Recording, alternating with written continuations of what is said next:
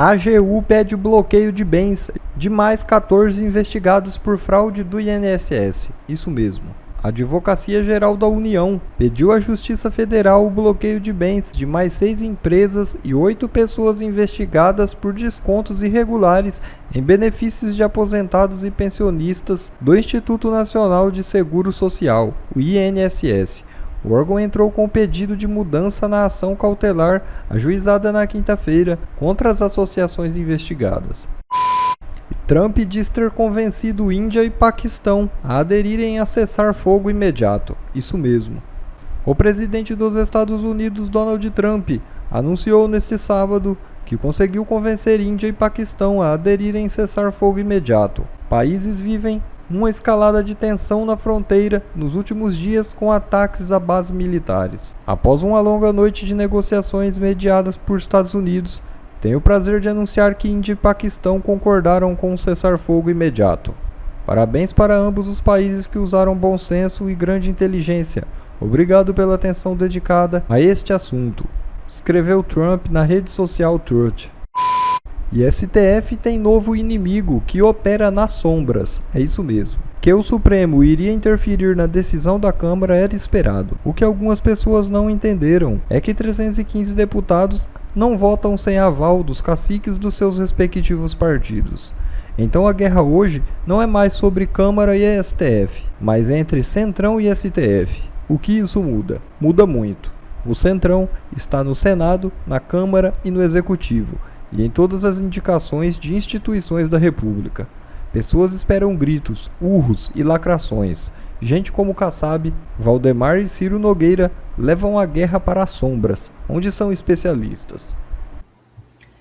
Serrão, a coisa tá feia. Vamos lá, só hoje teve a condenação da Carla Zambelli, lembrando que teve a multa também de 2 milhões de reais, igualando ela e o tal do hacker, né, que eu acho complicadíssimo. Vamos lembrar aqui que o julgamento dela é completamente ilegal, inconstitucional e todos os aos, né, que eles gostam de falar tanto, porque foi aquele famoso julgamento virtual, onde não houve sustentação oral dos advogados dela. Isso complica demais, não é mesmo? Tem um peso muito grande, né? Então a gente fica querendo passar pela tela e tentar defender o direito no Brasil. Não é sobre a Carla Zambelli, é sobre o direito acima de tudo. Depois nós tivemos também aí, assim, subitamente a PGR falou, pera, vamos também dar uma ajudadinha, porque a gente trabalha em grupo, não é mesmo? Eles falam que a Câmara foi corporativista, mas eu vejo do outro lado muito maior, né?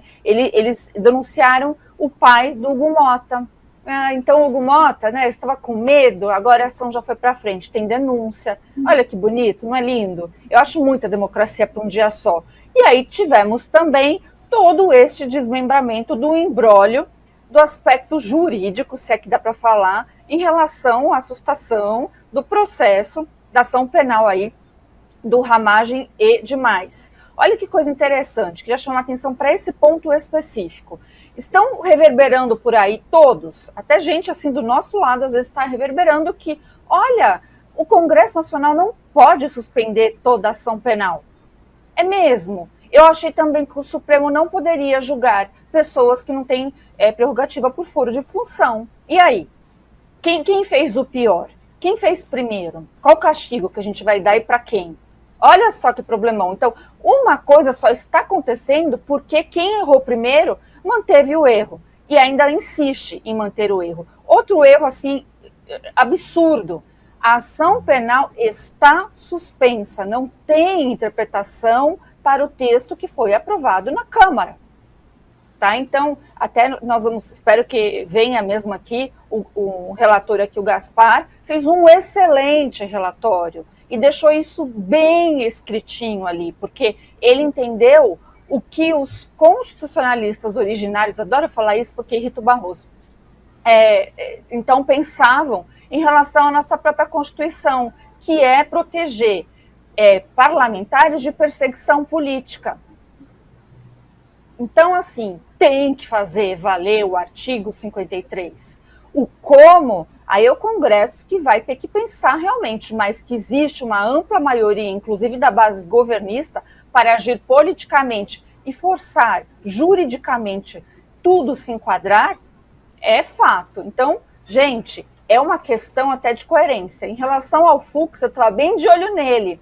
Até mandei, viu, doutor André Marcília, para quando estavam falando na revista Oeste, hoje, no Oeste Sem Filtro, eu mandei para a Paula, falei, Paula, pelo amor de Deus, corrige, porque essa retirada do voto do Fux foi algo, assim, complicado, porque a gente não... Pode ser uma falha do sistema? Pode, mas eu acho muita coincidência, né? Então, será que está rolando algo ali internamente para manipular os votos e forçar a barra? Não sei, o que vocês acham?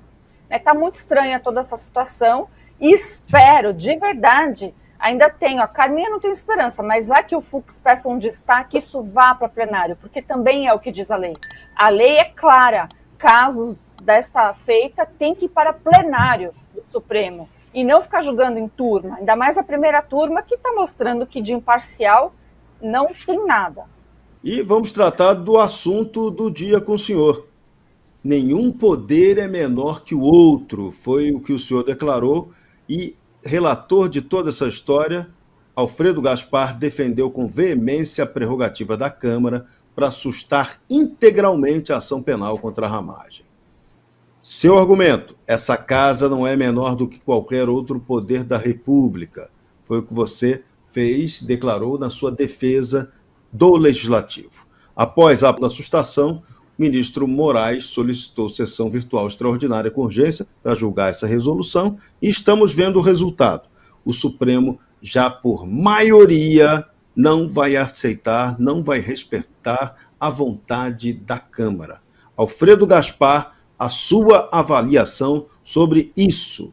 O que a Câmara pode fazer diante disso? Esperar mais um pouco e aprovar a anistia depois das condenações, aprovar uma anistia imediatamente, né, e mostrar que a Câmara é soberana, ou qualquer outro tipo de reação, porque 315 votos são suficientes, aí mostram que tem disposição na Câmara para aprovar a anistia por meio de proposta de emenda constitucional. E eu lembro, o jurista Ives Gandra da Silva Martins frisou que se for proposta de emenda constitucional, a anistia não poderá ser contestada pelo Supremo Tribunal Federal, já que ela não fere nenhuma cláusula pétrea. Como é que você viu essa decisão do Supremo que vai atropelando a decisão soberana da Câmara dos Deputados?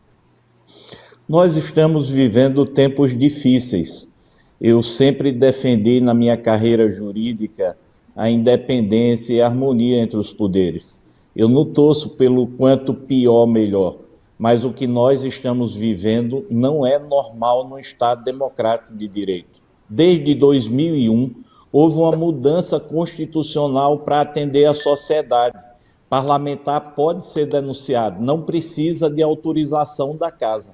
Mas pela vez primeira, nesses quase 25 anos, um partido político pediu a suspensão de um processo, justamente do deputado Ramagem, que eu tenho pouquíssimo conhecimento agora porque fui relator. Eu não tenho nenhuma paixão pela temática dessa suspensão, mas eu agi como fiz durante toda a minha vida no Ministério Público. Fui chefe do combate ao crime organizado por muitos anos, fui chefe do Ministério Público 2 vezes e professor de direito penal. Eu não sou o maior dos juristas, mas eu tenho um entendimento do direito. A essa altura da vida, já vi muita coisa acontecer, mas eu nunca pensei que o Supremo Tribunal Federal fosse se arvorar de vingador na República Brasileira. É o que está acontecendo. Olha, é muito simples. A sustação da ação penal tem que ser de crimes supostos que ocorreram após a diplomação. Vou dar um exemplo, a cabeleireira. Ela participou no 8 de janeiro, está denunciada exatamente pelos mesmos crimes do Ramagem. Quer dizer, o Ramagem, ele só pode ter a ação suspensa no dano e na deterioração, e os que participaram de 8 de janeiro estão denunciados pelos demais crimes. Porque a explicação é lógica. Organização criminosa narrada na denúncia, essa suposta organização criminosa, é um crime permanente. Se ela existiu, e eu tenho muita dúvida disso, ela durou até o 8 de janeiro. O golpe de Estado só ocorre com o governo constituído. Lula tomou posse em 1º de janeiro. Golpe de Estado só existe com violência ou grave ameaça. Isso só ocorreu 8 de janeiro. Abolição violenta do Estado Democrático de Direito também existe violência ou grave ameaça. Se ocorreu, só ocorreu e se concretizou no 8 de janeiro, ou seja, o Supremo não pode dizer como quis fazer que a Câmara só podia observar 2 crimes. Por que não? Porque nós temos que ir à letra da lei, os fatos ocorridos após a diplomação. Então, se a organização criminosa começou antes, se isso existiu, ela permaneceu depois. E a abolição violenta e também o golpe de Estado. Então, foi por isso que, cumprindo a Constituição, sem permitir a interferência de outro poder, nós votamos pela suspensão da ação penal, que não é impunidade, não. É a suspensão por 1 ano e 6 meses e o povo vai decidir se Ramagem continua ou não parlamentar. Suspende a prescrição. Agora, o que está acontecendo no Brasil é que se só admite se a narrativa interessar a quem está no poder. Se a narrativa for diferente, então sequer se considera uma interpretação técnica e legal. Nós não podemos viver nesse estado de coisas inconstitucionais. Não podemos viver confrontando poderes para que um se sobressaia sobre o outro. Nós precisamos respeitar a Constituição. O Brasil precisa de harmonia, mas não irá haver harmonia se um poder quiser subjugar outro poder. José Sepúlveda, agora sim a sua análise sobre essa decisão esquisitíssima em que cria-se um impasse institucional perigoso, o Supremo Tribunal Federal, aí sim, desafiando a Câmara dos Deputados e relativizando o artigo 53 nos seus parágrafos 3º e 4º da Constituição. Eu queria saudar aqui o deputado Alfredo Gaspar, e a explicação dele foi, sim, cheia de... vê-se que é um homem de leis que está explicando, mas o que eu acho interessante é o seguinte: os jornais dizem que a Câmara desafiou o Supremo. Não, a Câmara não desafiou o Supremo. A Câmara tomou um ato soberano da Câmara. O Supremo está desafiando a Câmara. E se nós formos ver na essência da democracia, embora haja uma harmonia dos poderes, o poder mais democrático é a Câmara dos Deputados e o Congresso, no seu conjunto, porque eles são eleitos. E eles expressam a vontade popular. E é por isso que há proteções constitucionais aos parlamentares. Então, é o seguinte, o que nós estamos vendo é um ato, a meu ver, estou aqui cheio de pessoas do mundo jurídico, mas é um ato nulo. O ato do Supremo é um ato nulo. Eles não valem nada, aquela votação. Vale o quê? Aquilo não pode ser avaliado, é um ato soberano do Congresso. Agora, a mim, enfim, eu gosto bastante de história e acho o seguinte, que no Brasil faltam certas atitudes políticas, ou seja, certos momentos políticos, por exemplo, em que parlamentares com muita voz cheguem e digam com todas as letras: o Supremo Tribunal Federal é um poder fora da lei, é um poder golpista no Brasil. Eles estão arrasando a ordem legal do Brasil. E o Brasil tem que se levantar contra isso. E o poder está no Congresso. E eu não vejo isso, sempre vejo partir para o conchavo. Não, vamos fazer um acerto, vamos fazer não sei o quê, nós aqui nos bastidores. Eu pergunto o seguinte: vamos ver um personagem como... Já arrebentou o meu tempo aqui, mas vamos ver um personagem como o Churchill. Ele ficava só no jogozinho das coisas, não. Ele subia à tribuna, fazia um discurso e derrubava um governo. É isso que nós precisamos no Brasil. Precisamos um enfrentamento do Congresso, denunciar o Supremo Tribunal Federal como um poder ilícito, ilegítimo. Eles estão violando a Constituição e a lei todos os dias. Alfredo Gaspar, eu volto àquela tese do grande jurista Ives Gandra Martins, segundo a qual, se a anistia for aprovada via proposta de emenda constitucional, ela não pode ser questionada pelo Supremo Tribunal Federal, porque só se ferisse cláusula pétrea e não é o caso. Como você está vendo essa possibilidade concreta de a anistia ser aprovada? Ela vai ser aprovada agora ou o parlamento vai esperar o resultado final dessas prováveis condenações para aí sim determinar uma anistia no final das contas? Olha, eu não tenho dúvida nenhuma que nós deveríamos já aprovar a anistia, mas nós temos o presidente da casa, ele tem muita serenidade e firmeza, e eu tenho a impressão que diante de tudo isso que está acontecendo, pode ser que o caminho seja pautar a anistia. Mas também não tenho dúvida nenhuma que o Supremo Tribunal Federal, mesmo com a tese do Dr. Ives, não tenho dúvida nenhuma que o Supremo Tribunal Federal irá fazer o controle da constitucionalidade, como tem feito desde 2019, mais de 60 vezes que legislou substituindo o próprio parlamento brasileiro. Portanto, nós estamos em um momento que o Supremo avorou para si a função de poder moderador. A última palavra é dele e ponto final. Mas nós, parlamentares, também temos responsabilidade nisso, porque muitos parlamentares abaixam a cabeça para o Supremo Tribunal Federal para se livrar dos seus problemas. E eu acho que o parlamento deveria falar de igual para igual, porque nós temos a representatividade do povo brasileiro.